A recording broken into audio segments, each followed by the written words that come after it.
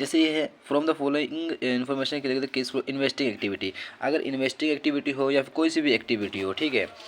तो मैंने आपको एक बार फॉर्मेट दिखा देता हूँ जो मैंने कर रखा है फॉर्मेट में, क्योंकि मैंने बहुत सारे क्वेश्चन लगाए हैं, तो इसी हिसाब से मैं आपको बता देता हूँ। क्योंकि ये जो वीडियो है ये 12th क्लास, ठीक है, और जो किसको ये मतलब आएगी समझ में ज़्यादा, क्योंकि क्लास 12 स्टूडेंट्स को आएगी, बहुत ज़्यादा समझ में आएगी और आप अच्छे से मेहनत कर सकते हो इस पर। और ये जो मैं आपको दिखाने वाला हूँ ना, ये अगर आप याद कर लेते हो तो मैं ये कहता हूँ कि आपके जो नंबर है ना वो 8 में से 8 का पेपर आएगा, क्योंकि सॉरी 8 का क्वेश्चन आएगा, जिसमें से आपको 8 पूरा नहीं आएगा, 6 नंबर का तो क्वेश्चन होगा, ठीक है, और 2 नंबर के MCQs होंगे, तो समझ ले 8, तो क्वेश्चन तो आप लगा लोगे, यानी कि 6 नंबर आपके पक्के हो जाएंगे, ठीक है। एक बार मैं ढूंढ लेता हूँ फिर मैं आपको बताता हूँ। हाँ, तो ये देखो, ये है पूरा फॉर्मेट, ये है पूरा फॉर्मेट यहाँ से लेके इतना।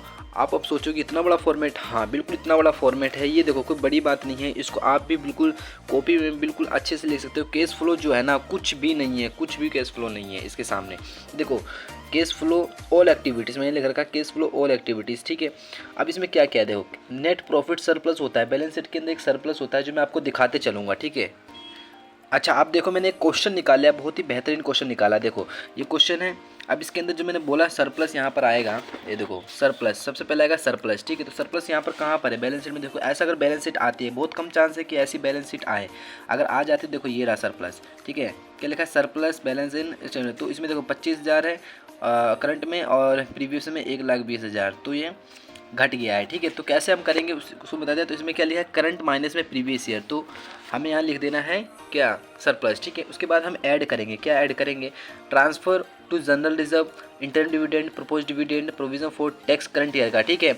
इसके बाद हमारा net profit before tax and extraordinary आ जाता है, ठीक है। देखो ये ऑपरेटिंग एक्टिविटी आपको समझ में आ गई ना, तो सब कुछ समझ में आ जाएगा, क्योंकि ये बहुत ही बड़ा है, ठीक है। लेकिन मैंने इसको शॉर्ट फॉर्म में लिख रखा है और याद भी है मुझको, ठीक है। ऐड करना है नॉन केस आइटम, जैसे depreciation during the year, goodwill, patent, trademark, right of, ठीक है। इंटरेस्ट एक्सपेंस अमोटाइज हो गया, loss on sale of fix assets या इन्वेस्टमेंट पे, ठीक है, लॉस हो गया हमारा, तो लेस क्या करेंगे, इसमें से लेस क्या करेंगे, इंटरेस्ट हम करेंगे, इनकम इंटरेस्ट रिसीव हो गया, डिविडेंड रिसीव हो गया, ये सारी चीज़ें। और gain on sale of fix assets या फिर इन्वेस्टमेंट पे हमारा गेन हो जाता है, तो उसको हम लेस कर देंगे, ठीक है।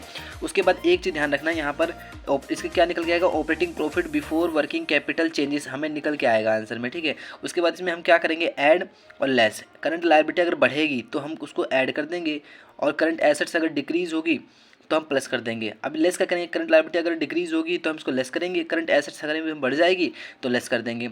और लास्ट में हम टैक्स पेड प्रीवियस ईयर का जो होता है वो माइनस कर देंगे, ठीक है। माइनस करने के बाद हमारा जो आएगा answer net cash flow from, या माइनस में आएगा तो यूज इन ऑपरेटिंग एक्टिविटी आएगा, ठीक है, समझ गए।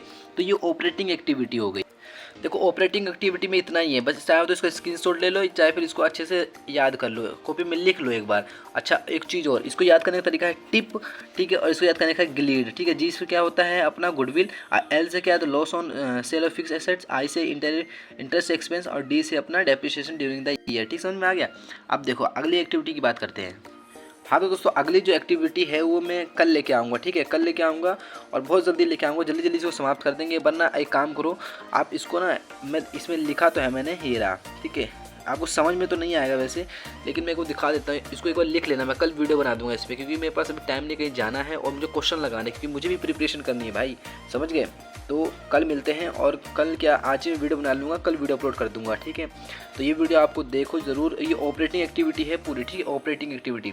अब जैसे इसके अंदर आप क्वेश्चन देखा जाए तो क्वेश्चन देखो कैसे है, जैसे कि ये सरप्लस आपको दे दिया, ये प्रोविजन फॉर टैक्स है, तो हम क्या लेते हैं, करंट ईयर का लेते हैं। करंट ईयर कहाँ, ये रहा करंट ईयर का ऐड हो जाएगा सरप्लस में, इसमें ऐड हो जाएगा, ठीक है। और क्या देखो ये ट्रेड पेबल है, करंट लायबिलिटी है, 20,000 से 6,000 हो गया, यानी कि कम हो गई। देखो कम हो गई तो हम क्या करेंगे, करंट लायबिलिटी कम हो जाती है तो क्या होती है, लेस हो जाती है, ठीक है।